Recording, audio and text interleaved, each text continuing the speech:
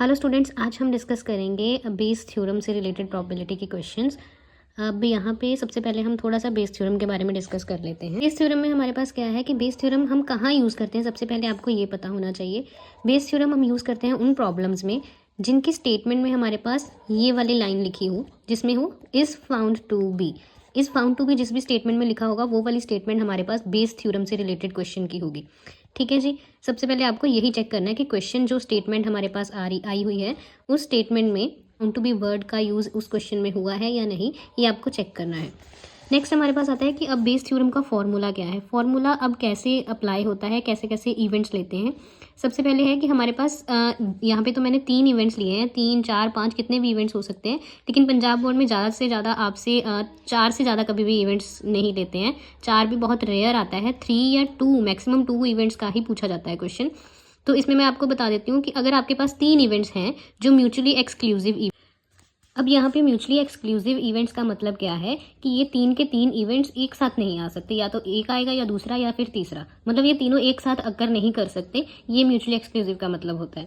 अब ए यहाँ पे क्या होगा, ए कोई और इवेंट होगा इन तीनों इवेंट्स के अलावा जो कि इन तीनों के साथ अक्कर कर रहा है, मतलब any event that occur with E1 and E2 and E3। अब इसके लिए मैं आपको एक छोटी सी एग्जाम्पल से समझाती हूँ। जैसे हमारे पास 3 बैग्स हैं मान लीजिए, और 3 बैग्स में 2 अलग अलग कलर के हमारे पास बॉल्स हैं। जैसे बैग 1 में, 2 में एंड 3 में मान लो रेड एंड ब्लैक 2 कलर की बॉल्स हैं तीनों में। अब तीनों बैग्स में अगर रेड एंड ब्लैक कलर की बॉल्स हैं तो अगर हमने कहा है कि हमें चाहिए ए मान लीजिए किसी है कि रेड बॉल चाहिए हमें, ठीक है। तो अगर हम कहें कि बैग 1 से भी आ सकती है, वो 2 से भी आ सकती है, वो 3 से भी आ सकती है, तो ये है कि ए जो है ये इनमें से किसी से भी आ सकता है। इसलिए हम कहते हैं कि any event that occur with E1, E2 and E3, इन तीनों में से किसी से भी ये इवेंट जो है जी ये अक्कर कर सकता है। एंड लास्ट में अब हमारे पास बेस थ्योरम कहाँ पे यूज होती है, जहाँ पे हमें कहा गया हो कि ये वाला जो ए वाला इवेंट है वो ऑलरेडी अक्कर कर चुका है, मतलब रेड बॉल हमारे पास आ चुकी है एंड हमने ये बताना है कि वो E1 इवेंट से आई है, मतलब वो बैग 1 से आई हुई है, तब हम ये वाली बेस थ्योरम है वो यूज करते हैं। अब बेस थ्योरम का फॉर्मूला हमारे पास क्या है कि probability of E1 into probability of A by E1। अब यहाँ पे A बाई E1 क्या है, A बाई E1 है कि जैसे कि इसके बारे में भी आपको थोड़ा सा बता देती हूँ। वे हमारे पास आप थोड़ा सा रिलेट कर सकते हो कंडीशनल प्रोबेबिलिटी के साथ कि हमारे पास कंडीशनल प्रोबेबिलिटी क्या होती थी कि बी इवेंट जो है इसको हम क्या बोलते थे, conditional probability of A when B event already occur या विद रिस्पेक्ट टू बी। इसका मतलब क्या है कि बी इवेंट जो है वो ऑलरेडी अक्कर कर चुका है एंड ए इवेंट जो है वो वाला इवेंट है जिसकी प्रोबेबिलिटी आपने डिस्कस करनी है, आगे फाइंड करनी है with the help of B, मतलब बी ऑलरेडी अक्कर कर चुका है, उसके बाद ए इवेंट आने की प्रोबेबिलिटी क्या है वो हम फाइंड करते थे। तो वही चीज हमारे पास यहाँ पे है कि आपके पास E1 इवेंट ऑलरेडी अक्कर कर चुका है, मतलब बैग 1 में से आपने बॉल निकाली है, तो उसके बाद बैग 1 में रेड बॉल आने की प्रोबेबिलिटी क्या है। अब यहाँ पे आपको फॉर्मूला याद कैसे रखना है कि जो भी आपके पास इवेंट ऊपर दिया हुआ है वो इवेंट की आपने ऐसे PE1 probability of A by E1, मतलब ये कंडीशनल प्रोबेबिलिटी, ये आपने ऐसे E1 के साथ लिखनी है। और नीचे जो है 3 इवेंट्स हैं, 4 इवेंट्स हैं, 2 इवेंट्स हैं, जितने भी इवेंट्स हैं उन सारे इवेंट्स के लिए ये दोनों चीज़ों का प्रोडक्ट का आपने सम करना है। जैसे यहाँ पे E1 बाई ए पूछा है तो यहाँ पे आपके पास आएगा probability of E1 and probability of A by E1, वो आपने ऐसे साथ में लिखनी है, ठीक है जी। एंड सेम आप अब नीचे जो है इन तीनों के लिए, E1 इवेंट के लिए, E2 के लिए एंड E3 के लिए, ये इन तीनों का सम नीचे आपके पास डिनोमिनेटर में आएगा। अब अगर ये जरूरी नहीं है कि आपके पास E1 ही पूछा गया हो, वहां पे आपसे E1, E2 या E3 के किसी के बारे में भी पूछा जा सकता है कि A अकर कर चुका है, उसके बाद E1 से E1 की प्रोबेबिलिटी क्या है एंड E2 की क्या है या E3 की क्या है, तो वो आपने ऐसे करना है जिसकी भी आपको प्रोबेबिलिटी, जैसे E1 का यहाँ पे पूछा है मान लो, तो आपने E1 के लिए ऊपर रखना है, बाकी तीनों का नीचे सम करना है। एंड E2 का अगर पूछा है तो E2 के लिए आपने ऊपर प्रोबेबिलिटी ये लगानी है एंड नीचे तीनों का सम। पूछा जो भी हो आपसे, आपने उससे रिलेटेड चीज़ ऊपर लिखनी है एंड बाकी नीचे तीनों में अगर आपके पास E1, E2, E3 जो भी पूछा हो, नीचे डिनोमिनेटर में सेम चीज़ रहेगी, बस ऊपर जो प्रोबेबिलिटी है वो चेंज होगी, जिसका आपको पूछा गया है उससे रिलेटेड आपने प्रोबेबिलिटी ऊपर रखनी है। अब हम डिस्कस करेंगे बेस थ्योरम से रिलेटेड क्वेश्चन। ये क्वेश्चन क्या है, अब जो भी आपने जब भी बेस थ्योरम से रिलेटेड या प्रोबेबिलिटी से रिलेटेड कोई भी ऐसा स्टेटमेंट वाला क्वेश्चन करना है, तो पहले तो सबसे पहली चीज़ जो है कि आपको उस क्वेश्चन को बहुत बहुत अच्छे से क्या है देखना पड़ेगा, अच्छे से रीड करना पड़ेगा। अगर आप क्वेश्चन को रीड नहीं करोगे अच्छे से तो आप उसको अटेम्प्ट नहीं कर सकते अच्छे से। तो सबसे पहली चीज़ क्या है, उसको अच्छे से रीड कीजिए, अच्छे से समझिए कि क्वेश्चन में आपके पास पूछा क्या गया है। अब यहाँ पे है bag A contain 7 red and 5 black balls. अब प्रोबेबिलिटी में आप जैसे भी ये स्टेटमेंट वाले क्वेश्चन जब करोगे तो ये जो जो चीजें गिवन है वो साथ साथ में एक आप चाहे रफली लिखते जाओ, चाहे इसको ऐसे भी बना के आप फ्लो डायग्राम्स बना के लिख सकते हो, कोई प्रॉब्लम नहीं है अगर आप फेयर पे भी लिख रहे हो तो। यहाँ पे जैसे बैग ए है, बैग ए के पास 2 टाइप्स की बॉल्स हैं, एक है 7 रेड बॉल है, 5 ब्लैक बॉल है। तो आप यहाँ पे लिख लीजिए 5 ब्लैक एंड चाहे पूरा लिख लीजिए ब्लैक एंड 7 रेड बॉल्स, ठीक है जी। एंड बैग बी के बारे में बात की गई है, तो बैग बी के पास भी अगेन क्या है, and bag B contains 5 red and 3 black balls. तो वही चीज आप यहाँ पे लिखोगे, bag B contains 5 red and 3 black balls, ठीक है जी। उसके बाद क्या है, 1 ball is drawn at random from 1 of the bags. अब उन्होंने क्या बोला है कि इन दोनों बैग्स में से कोई एक बॉल आपके पास ड्रॉ की गई है, ठीक है। आप इन दोनों बैग्स में से कोई एक बॉल को ड्रॉ करोगे। नेक्स्ट क्या है, and it is found to be. अब देखिए मैंने बताया था इंट्रो में, बेस थ्योरम की इंट्रो में, कि आपके पास क्या होगा, इज फाउंड टू बी। ये वाला जहां पर भी आपको लिखा मिलेगा मतलब वो क्या है, बेस थ्योरम का क्वेश्चन है, ठीक है जी। तो अब यहाँ पे है is found to be red. उन्होंने हमें यहाँ पे क्या कहा है कि बैग ए एंड बी में से कोई भी एक बॉल ड्रॉ करनी है, जो कि हमें क्या पता चला है कि रेड बॉल है। ये चीज आप फेयर पे कर सकते हो कि बैग ए में क्या है, बैग बी में क्या है। ये वाली चीज आपको रफ वर्क में ही करनी है, ये मैं आपको समझाने के लिए कर रही हूँ, ठीक है जी। अब find the probability that it was drawn from first bag. अब आपको प्रोबेबिलिटी कौन सी फाइंड करनी है कि ये फर्स्ट बैग से ड्रॉ की गई है, ठीक है जी। अब एक चीज और यहाँ पे जो है कि जो भी आपको it is found to be के बाद दिया होगा, जैसे यहाँ पे क्या दिया है, it is found to be red, ठीक है जी। रेड है मतलब कि कौन सी की बॉल जो आपको जो आपने निकाली थी दोनों बैग्स में से, वो वाली रेड बॉल आपके पास आई है बाहर। जो भी यहाँ पे होगा फाउंड टू बी के साथ, वो आपको लेना है इवेंट ए। यहाँ पे आपको लेट करना है ए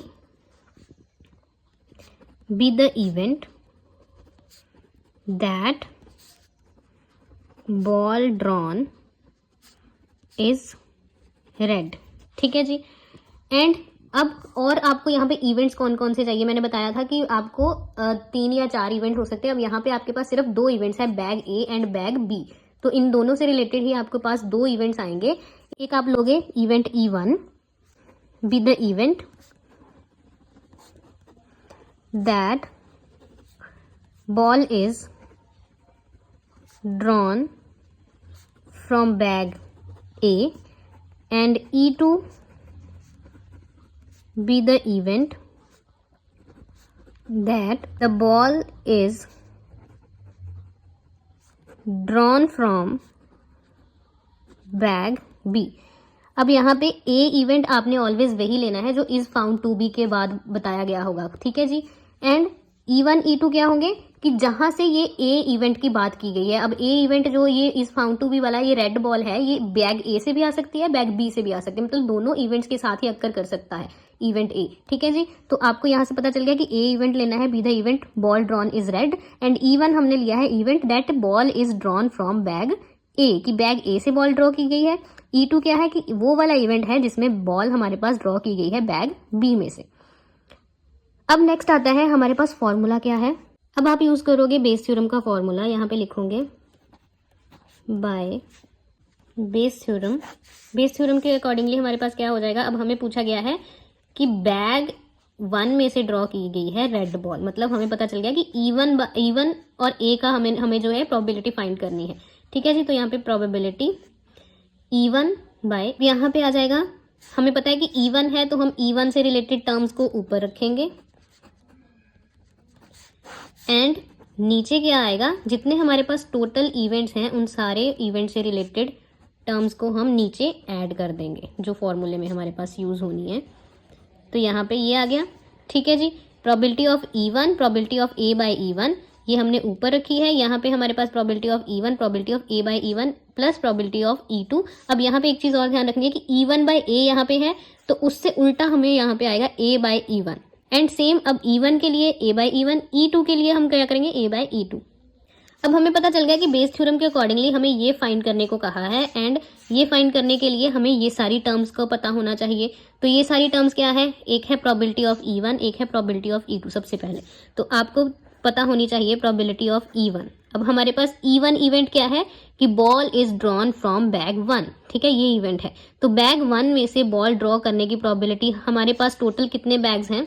टोटल हमारे पास 2 बैग्स हैं, ठीक है जी। अब E1 इवेंट हमारे पास क्या था कि event that ball is drawn from bag A, ठीक है जी। तो टोटल 2 बैग्स हैं, दोनों में से किसी एक बैग के आने की प्रोबेबिलिटी क्या होगी? 1/2। हमें पता है कि favourable cases over total number of cases, हमें वो टोटल बैग है 2, उनमें से फर्स्ट बैग को चूज करने की प्रोबेबिलिटी क्या है? 1/2। तो यहाँ पे आपके पास प्रोबेबिलिटी ऑफ E1 क्या आ जाएगा? 1/2। सिमिलरली प्रोबेबिलिटी ऑफ E2 भी सेम होगा 1/2, क्योंकि अगेन टोटल तो हमारे पास 2 बैग्स हैं और उनमें से बैग 2 को चूज करने का फेवरेबल केस एक ही होगा, ठीक है जी। अब और क्या चाहिए हमें? A/E1 एंड A/E2 की प्रोबेबिलिटी, कंडीशनल प्रोबेबिलिटी जो है, तो वो हम कैसे फाइंड करेंगे? Probability of A/E1। अब हमें पता है कि इसका मतलब क्या है कि E1 इवेंट ऑलरेडी अकर कर चुका है, मतलब E1 इवेंट क्या है कि बैग 1 चूज कर चुके हैं हम, एंड उस बैग 1 में से हमें रेड बॉल चाहिए, ठीक है। अब हमें पता है कि अगर हमने बैग 1 चूज किया है तो उसमें रेड बॉल्स कितनी है? 7। अब फेवरेबल केसेस इसके लिए क्या होंगे कि हमें बैग 1 में टोटल कितनी बॉल्स हैं? अब इसमें टोटल बॉल्स हमारे पास हैं 7 + 5, मतलब टोटल 12 बॉल्स हैं, ठीक है जी। टोटल 12 बॉल्स हैं। अब 12 में से फेवरेबल कौन सी है? हमें चाहिए रेड, मतलब 7/12 हमारे पास इसकी क्या आ जाएगी? प्रोबेबिलिटी। फर्स्ट बैग में रेड बॉल्स हैं 7, टोटल बॉल्स हैं 12, तो 7/12 यहाँ पे आ जाएगी हमारे पास इसकी A/E1 की probability. Again probability of A/E2, ये क्या होगी? सेकेंड बैग में से रेड बॉल आने की प्रोबेबिलिटी। तो हम फिर से चेक कर लेंगे। ये था हमारे पास सेकेंड बैग, इसमें टोटल कितनी बॉल्स हैं? 5 + 3 8 बॉल्स हैं टोटल, ठीक है जी। और इनमें से हमारे पास रेड बॉल कितनी है? 5। तो टोटल इसकी A/E1 की प्रोबेबिलिटी क्या आ जाएगी? 5/8। तो यहाँ पे इसकी प्रोबेबिलिटी क्या आ जाएगी? सेकेंड बैग में से रेड बॉल निकालने की प्रोबेबिलिटी 5/8। अब ये जो चीज़ें हमें चाहिए थी फॉर्मूले के लिए, सब चीज़ें हमने फाइंड कर ली हैं। तो हम क्या करेंगे? इसमें सब्स्टिट्यूट कर देंगे 1, तो यहाँ पे आ जाएगा फ्रॉम 1, यहाँ पे आ जाएगा हमारे पास probability of E1 when A event occurs. तो ये क्या आ गया हमारे पास? प्रोबेबिलिटी ऑफ E1 हमारे पास है ऑलरेडी, हम सब्स्टिट्यूट कर देंगे 1/2। प्रोबेबिलिटी ऑफ A/E1 ये हमारे पास क्या है? 7/12। नेक्स्ट अगेन सेम चीज़ 1/2 × 7/12 प्लस यहाँ डिनोमिनेटर में अब क्या है? प्रोबेबिलिटी ऑफ E2 × E2 से रिलेटेड ये वाली प्रोबेबिलिटी। तो ये क्या आ जाएगा? प्रोबेबिलिटी ऑफ E2 हमारे पास है 1/2 अगेन, एंड A/E2 की प्रोबेबिलिटी है 5/8, ठीक है जी। अब आपको कुछ नहीं करना है, बस इनको सॉल्व करना है आपस में। तो जब हम इसको सॉल्व करेंगे तो ये हमारे पास आ जाएगा 7/24, यहाँ पे भी 7/24 प्लस 5/16 अगेन। यहाँ पे हम नीचे भी LCM लेंगे तो ये हमारे पास आ जाएगा 14 + 15/48, 7/24 ये बन जाएगा हमारे पास 29/48। अगेन इसको हम ऐसे लिख सकते हैं, तो ये आ गया ऐसे। इसको कैंसिल करेंगे 2 आके यहाँ पे 14/29 ये आपके पास आंसर आ जाएगा। तो ये सारा सॉल्व करने के बाद आपके पास 14/29 आंसर आ जाएगा। तो ये आपके पास प्रोसीजर है सारा बेस थ्योरम का। मेन चीज़ है आपको फॉर्मूला अच्छे से पता होना चाहिए, एंड फॉर्मूले में जो जो चीज़ें आपको सब्स्टिट्यूट करनी है उन सारी चीज़ों की आपको वैल्यूज़ कैसे निकालनी है। ये E1 E2 तो इजीली हो जाएगा। A/E1 एंड A ये जो कंडीशनल प्रोबेबिलिटी है ये आपको अच्छे से पता होनी चाहिए कि कैसे फाइंड करनी है। सारे इसके जैसे क्वेश्चन जो हैं, बैग वाला क्वेश्चन जो है बहुत बार पूछा जाता है, तो इसको आप अच्छे से प्रैक्टिस करके जाना।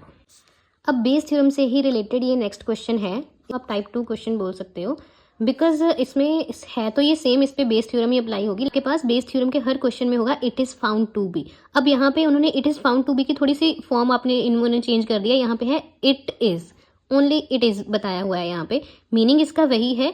तो आपको ऐसे भी हो सकता है it is found to be अगर ना मिले तो अगर आपको ये भी है कि इट इज़ A6 या इट इज़ समथिंग ऐसे आपको है क्वेश्चन में, तो वो भी आपके पास क्या होगा? बेस थ्योरम का क्वेश्चन ही होगा। मैक्सिमम क्वेश्चंस में आपके पास it is found to be होता है, कोई ऐसे एक्सेप्शनल केसेस होते हैं यहाँ पे आपके पास ऐसे it is found to be की जगह पे इट इज़ यूज़ किया गया हो, ठीक है जी। तो तो ये क्वेश्चन क्या है, a man is known to speak truth 3 out of 4 times। मतलब एक आदमी है जो 4 में से 3 बार ही सिर्फ सच बोलता है। He throws a die and reports that it is a 6।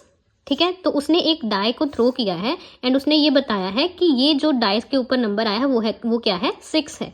ठीक है, find the probability that it is actually a 6। तो आपको फाइंड करनी है प्रोबेबिलिटी कि जो उसने बताया है वो सच में सही है। अब यहाँ पे आपको अगेन लेट करना है E1। E1 क्या है, बी द इवेंट। अब कौन सा इवेंट ले सकते हो यहाँ पे, इट इज फाउंड टू के बाद जो आता है हमारे पास वो ए होगा। और यहाँ पे क्या है, इट इज फाउंड टू की जगह पे है इट इज। तो यहाँ पे क्या है, he throws a die and reports that it is a 6। उसने रिपोर्ट किया है, ठीक है, कि इट इज अ 6 उसने बताया है। तो वो आपको यहाँ पे इवेंट ए क्या लेना है, A B the event that man reports it is a 6। Man ने हमें बताया है कि डाई पे 6 नंबर आया है। ठीक है जी, ये तो अब हमें पता चल गया कि E1, E2 एंड ए हमने कैसे लेने हैं। अब क्वेश्चन के अकॉर्डिंगली हमारे पास सबसे पहले हमें बेस थ्योरम यूज करने के लिए हमें प्रोबेबिलिटी ऑफ E1 पता होनी चाहिए। तो प्रोबेबिलिटी ऑफ E1 हमारे पास क्या है, E1 क्या है कि इवेंट के 6 अक्कर कर रहा है। अब 6 अक्कर कहाँ पे कर रहा है, डाई पे अक्कर कर रहा है। तो डाई पे 6 अक्कर करने की प्रोबेबिलिटी, फेवरेबल केसेस कितने होते हैं, डाई पे सिर्फ एक 6 होता है एंड टोटल कितने नंबर्स होते हैं, 6 नंबर्स होते हैं। तो ये हो गया टोटल नंबर ऑफ आउटकम्स, ये है फेवरेबल केसेस, मतलब 1/6 प्रोबेबिलिटी होगी इवेंट E1 की। एंड E2 इवेंट की प्रोबेबिलिटी हमारे पास क्या होगी, again B the event. E2 हमारे पास कौन सा इवेंट था, इट इज नॉट अ 6। अब 6 ना आने की प्रोबेबिलिटी क्या होगी, डाइस पे कितने बार 6 नहीं आता है, 5 बार, मतलब टोटल 6 नंबर्स होते हैं। तो 5 नंबर्स ऐसे हैं जो 6 नहीं है, तो उसके लिए फेवरेबल केसेस कितने हो गए, 5 एंड टोटल तो केसेस हमारे पास 6 ही हैं। ठीक है, तो ये होगी E1 एंड E2 की प्रोबेबिलिटी। अब आएगा हमारे पास जो हमें बेस थ्योरम में चाहिए होता है, ए कंडीशनल प्रोबेबिलिटी E1। तो ये क्या है कि ए इवेंट क्या कह रहा है, अब इसका आपको मतलब अच्छे से समझना है कि E1 इवेंट अक्कर कर चुका है, मतलब कि 6 डाइस पे आ चुका है, डाई पे 6 आ चुका है।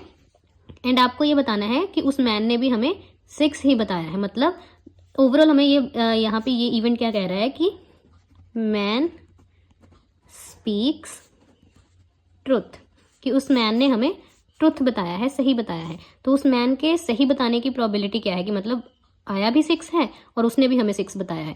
तो ये अब स्टेटमेंट से हमें हेल्प मिलेगी कि मैन जो है वो 4 में से 3 टाइम्स हमें सच बताता है। ठीक है, मतलब फेवरेबल केसेस कितने हो गए सच बोलने के, 3, और ओवरऑल कितने केसेस हैं, टोटल 4 बार में से वो 3 बार सच बताता है। मतलब इसकी प्रोबेबिलिटी क्या होगी, 3/4। अब probability of A conditional probability E2 मतलब कि 6 नहीं आया है, लेकिन उसने हमें बताया है कि 6 आया है। मतलब डाई पे 6 तो नहीं आया था, 6 के अलावा कोई और नंबर आया है, लेकिन उसने हमें कहा कि डाई पे 6 आया है। मतलब मैन स्पीक्स ए लाई, मतलब उसने झूठ बोला है। झूठ बोला है तो झूठ बोलने की प्रोबेबिलिटी क्या है, अगेन स्टेटमेंट से हमें हेल्प क्या मिलेगी कि वो 4 में से 3 बार सच बोलता है, मतलब 4 में से 1 बार वो सच नहीं बोलता है। तो इसके लिए फेवरेबल केस कितना हो गया, 1 एंड टोटल केसेस हैं 4। मतलब यहाँ पे हमारे पास प्रोबेबिलिटी आ जाएगी 1/4। अब ये चीज़ आपको थोड़ी ध्यान से समझनी होगी कि E1 इवेंट था कि 6 ऑलरेडी आया है, सच में 6 आया है डाइस पे, एंड उस आदमी ने भी हमें 6 बताया, मतलब वो सच बोल रहा है एंड सच बोलने की प्रोबेबिलिटी उसकी है 3/4। एंड सेकंड जो था कि E2 इवेंट अक्कर कर चुका है, मतलब डाइस पे 6 नहीं आया है, 6 के अलावा कोई और नंबर आया है, लेकिन उसने हमें बताया कि 6 ही आया है। ठीक है, मतलब उसने झूठ बोला है। ठीक है, तो यहाँ पे आ जाएगा 1/4 उसके लिए प्रोबेबिलिटी। अब अगेन यूजिंग बेस थ्योरम, अब बेस थ्योरम क्यों यूज करनी है, क्योंकि उन्होंने हमें क्या कहा है, उन्होंने बोला है find the probability that it is actually a 6, कि जो उसने बताया है वो सच में है या नहीं है। तो मतलब अब यहाँ पे मतलब 6 आने के लिए E1 इवेंट है, एक्चुअली अ 6 मतलब उसने सच ही बोला है, मतलब अब सच ही बोला है, मतलब 6 आया है, उसने भी सच बताया है और 6 आया भी है। मतलब ये क्या होगा हमारे पास प्रोबेबिलिटी E1/A, मतलब फाइंड करने की उसने जो बताया वही सही है। ठीक है, तो इसके लिए क्या हो जाएगा, probability of E1 conditional probability A/E1 नीचे दोनों का सम। तो यहाँ पे अब हम दोनों का सम नीचे आ जाएगा। तो ये सारी चीज़ें अब हमें पता है, हम डायरेक्टली सब्स्टिट्यूशन करेंगे एंड आंसर फाइंड करेंगे। ये चीज़ का आंसर आप लोग मुझे बताओगे कमेंट बॉक्स में। इसको सॉल्व कीजिए एंड इसका आंसर मुझे कमेंट बॉक्स में कमेंट कीजिए। Thank you so much.